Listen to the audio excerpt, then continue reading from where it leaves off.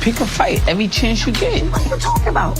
I was sitting there minding my business and baby said something and you turned around to... Mendez looked genuinely frustrated during this conversation because, for the first time, it seemed like Yandy was no longer reacting emotionally in the way he expected her to. The dynamic between them has completely shifted, and you can tell he's struggling to come to terms with the possibility that she may finally be done trying to save the relationship. Listen, can we talk in private? Oh, Lord, here we go to talk in private. I just want to stop fighting with Yandy. I want to get to a place where we can talk peacefully with each other without animosity or pointing the fingers and just talk to each other out of love. You hear a scream, right? Don't come back here.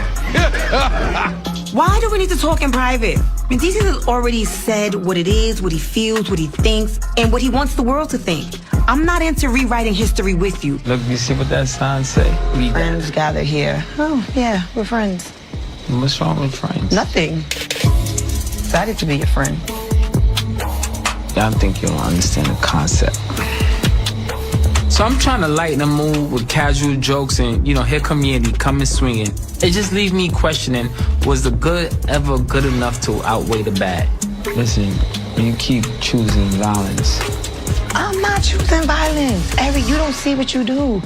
Every time somebody say, oh, Mendeecees, I'm mad at you. It was Yandy. Y'all cheaters. But it was Yandy. It's like everything is Yandy. Let me tell you something. So if you say I got unaddressed anger, I think you got unaddressed accountability.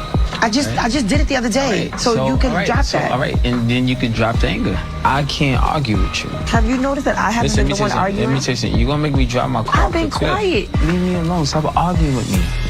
You pick a fight every chance you get. What are you talking about? I was sitting there minding my business and baby said something and you turned around to me and said, you don't defend me. I was minding my business. Last night I said absolutely no words and someone came to me. All right, listen. I already can see where this is going. And I'm about to get up and run.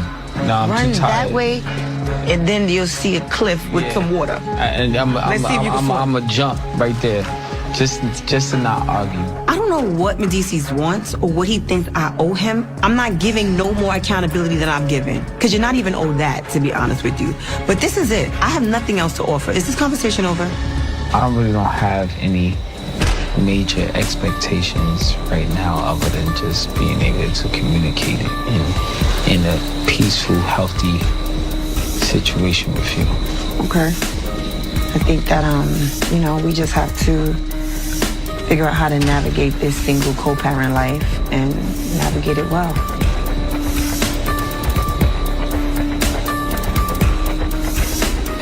What? Nothing.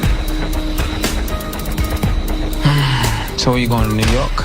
Back to New York? You keep asking me that. I don't have nothing. I finished my business in New York. You're always in New York, so I thought you... Stop asking me that. So what was that reference to New York? Yeah, you know what I meant by... Anybody know what I meant by how I said have fun New York? That's where the dude is at. Yeah, she know what I meant. That was a light jab right there. You know what's in New York. That wee-wee, fight for your family. How many you want me to fight? That's why she got up. Yeah, have fun in New York.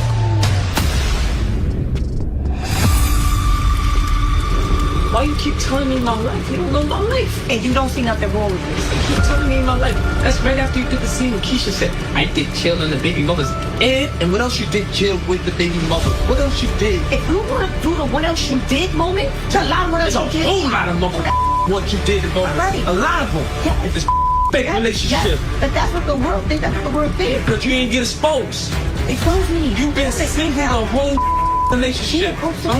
10 years and act like you happily married. You never happily married. You single since day one. You want the truth to come out? You want the truth to come out? Let's do that on TV. Let's do that on TV. What made this argument feel so intense was the contrast between Yandy's calm, detached energy and Mendeecees' increasingly emotional reactions. He seemed to be searching for some kind of response, frustration, emotion, anything that showed she was still fighting for the relationship. Instead, Yandy shifted the conversation toward co-parenting and the idea of moving forward separately, which clearly struck a nerve with him. The moment she stopped engaging in emotional back and forth, Mendeecees appeared to unravel even more. You could see his frustration growing as she remained composed, and that dynamic revealed a lot about where they currently stand emotionally. Yandy came across as someone emotionally exhausted from constantly trying to hold everything together publicly, while quietly dealing with personal struggles behind the scenes.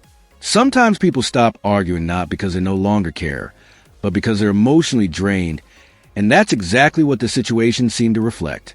Meanwhile, Mendeecees looked like someone realizing too late that the relationship dynamic had completely changed.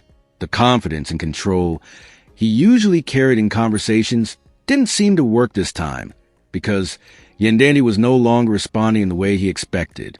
More than anything, the exchange felt like two people finally confronting the possibility that the relationship may already be emotionally over, even if neither of them is fully ready to admit it yet.